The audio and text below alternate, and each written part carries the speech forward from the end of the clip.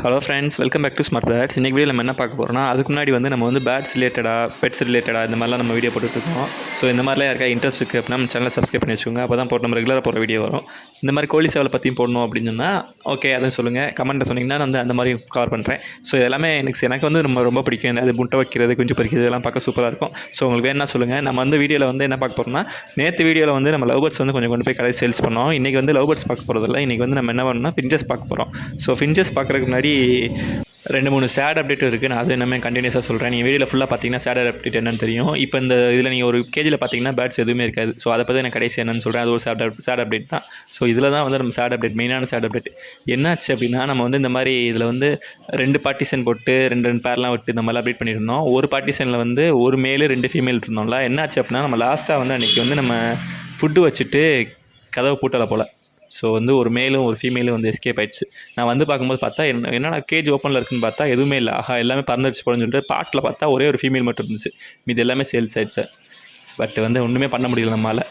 சரி ஓகே, நமக்கு இது இறக்கதான்னு சொல்லிட்டு அந்த இது போனது தான் நம்மளால் ஒன்றுமே. செகண்ட் சேட் அப்டேட் என்னென்னா வந்து இதில் வந்து நம்ம ஒரு ப்ரீடிங் பேர் வச்சுருந்தோம்ல, அந்த பேர் வந்து சேல்ஸ் ஆகிடுச்சு. ஸோ ஒருத்தவங்க ரொம்ப நமக்கு தெரிஞ்சவங்க வந்து கேட்டாங்கன்னு சொல்லிட்டு அந்த இப்போ தான் சிக்கி இறங்கிச்சு, நெஸ்ட் அவுட் ஆச்சு. நம்ம இல்லாதப்போ கொடுத்துட்டாங்க. ஸோ வந்து அதையும் நம்ம வேலை வீடியோ எடுக்க முடியல. ஸோ நான் கேட்டிருக்கேன், அதையும் நான் வீடியோவில் வந்து கிடச்சி அவங்க கேர் பண்ணுறேன். இதில் இந்த வீடியோலாம் பார்க்க போனால் மெயினாக வந்து கேஜி க்ளீன் பண்ண போகிறோம். ஸோ வந்து நம்ம புதுசாக ஜனவரிலேருந்து நமக்கு புதுசாக வந்து ப்ரீடிங் போடலாம் அப்படின்ற ஒரு ஐடியா இருக்குது. ஸோ அதான் இந்த வீடியோவில் பார்க்க போகிறோம். ப்ரீடிங் போகிறதுக்கு முன்னாடி வந்து ஃபஸ்ட்டு இப்போதைக்கு வந்து கேஜை மட்டும் நல்லா க்ளீன் பண்ணிக்குவோம் அப்படின்னு சொல்லிட்டு க்ளீன் பண்ணியாச்சு. நம்ம ட்ரே சிஸ்டம் இருக்கனால ட்ரே சிஸ்டம்லாம் வந்து உண்மையிலே ரொம்ப பெஸ்ட்டு.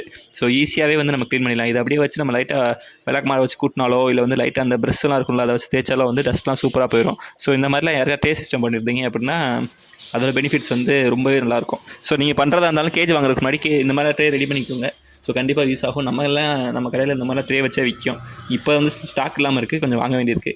ஸோ இதுதான் நமக்கு வந்து மெயினான ஐடியா. இது எனக்கு வந்து நான் வந்து ரொம்ப ரெஃபர் பண்ணுவேன் இந்த மாதிரி ட்ரே இருக்கிறத. ஸோ உங்களுக்கு யாராவது இந்த மாதிரிலாம் வச்சு எக்ஸ்பீரியன்ஸ் இருக்குது அப்படின்னா அதையும் கமெண்ட்டில் சொல்லுங்கள்.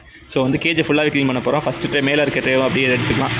என்னென்னா வந்து லவ் பேர்ட்ஸ் வந்து நிறையா சாப்பிடுவோம், பட் வந்து அது குப்பையாக்காது. ஆனால் ஃபின்ச்சஸ் பொறுத்தளவு சாப்பாடை கொட்டி இடத்த ஃபுல்லாக வந்து ரொம்ப வந்து நார் அடிச்சிடும். நிறையா வேஸ்ட் பண்ணும் ஃபின்ச்சஸ். வந்து லவ் பேர்ட்ஸ் வந்து அதை வேஸ்ட் பண்ணாது. ஸோ வந்து ட்ரே ஃபுல்லாகவே வந்து டஸ்ட்டாக தான் வரும். எறும்பு வரதுக்கு நிறையா வாய்ப்பு இருக்குது. அதனால் வந்து 2 வீக்ஸ் வந்து இந்த மாதிரி ட்ரே எடுத்து நம்ம லைட்டாக தட்டிட்டோம் அப்படின்னா வந்து டஸ்ட்லாம் வந்து கீழே விழுந்துடும். ஸோ வந்து நம்ம கொஞ்சம் வந்து நமக்கு பிரச்சனை இருக்காது. இல்லைனா வந்து ரொம்ப கஷ்டம் தான்.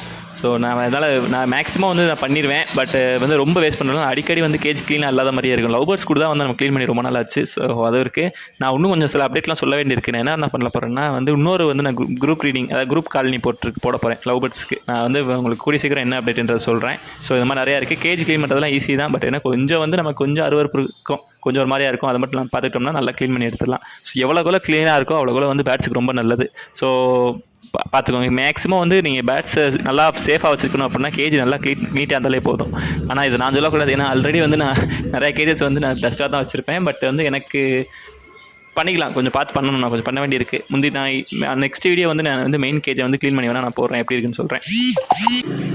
நிறையா பேர் வந்து க்ளீன் பண்ணும்போது நல்லா ப்ராப்பராக வாஷ் பண்ணி நீட்டாக வைப்பாங்க. நான் வந்து அப்படிலாம் பண்ண மாட்டேன். நான் சும்மா வந்து எடுத்து அப்படியே விளக்கமாக வச்சு நல்லா அப்படியே க்ளீன் பண்ணிவிட்டு அப்படியே வந்து வச்சு விட்ருவேன். ஏன்னா அப்போ தான் வந்து எனக்கு அவ்வளோதான் டைம் இருக்கும். கொஞ்சம் மற்ற ஒர்க் பார்க்கும்போது ரொம்ப நம்ம க்ளீன் பண்ணுறது இப்போ நீங்கள் கேஜ் பார்த்தாலே தெரியும். நம்ம ட்ரே எடுத்ததுக்கே வந்து கொஞ்சம் நீட்டாக இருக்க மாதிரி இருக்கும். மேக்ஸிமம் எல்லா டஸ்ட்டும் கீழே வந்துடும். ஸோ வந்து பேட்ஸ் வந்து ஓகே உனக்கு நடுவில் இந்த கை வச்சு கட்டணும்ல, அங்கே தான் வந்து நம்ம ட்ரே ஃபிக்ஸ் பண்ணுறதுக்கு இடம். ஸோ இதையுமே நல்லா க்ளீன் பண்ணிட்டோம் அப்படின்னா பிரச்சனை இருக்காது.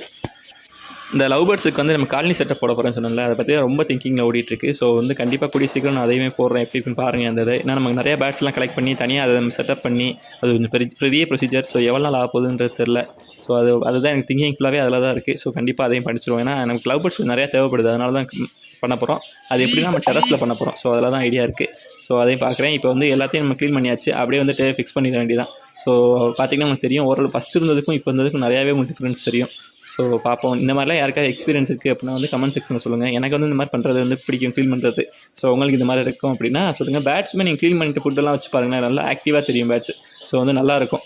ஸோ இன்றைக்கி வீடியோ வந்து அவ்வளோதான். ஸோ இந்த மாதிரி வீடியோ பிடிச்சிருக்கு அப்படின்னா லைக் பண்ணுங்கள், ஷேர் பண்ணி சப்ஸ்கிரைப் பண்ணுங்கள். இந்த டெய்லி வீடியோ போட்டுட்ருக்கோம். எவ்வளோ நாள் டெய்லி போட போகிறோன்னு தெரில. ஆனால் நம்ம கண்டிப்பாக வீட்டு விட்டு போக போகிறதில்ல, நம்ம அடிக்கடி போடுவோம். ஸோ நான் சொல்லிக்கிறேன். ஸோ தேங்க்ஸ் ஃபார் வாட்சிங். அடுத்த ஒரு நல்ல கண்டென்ட்ல வந்து பார்ப்போம்.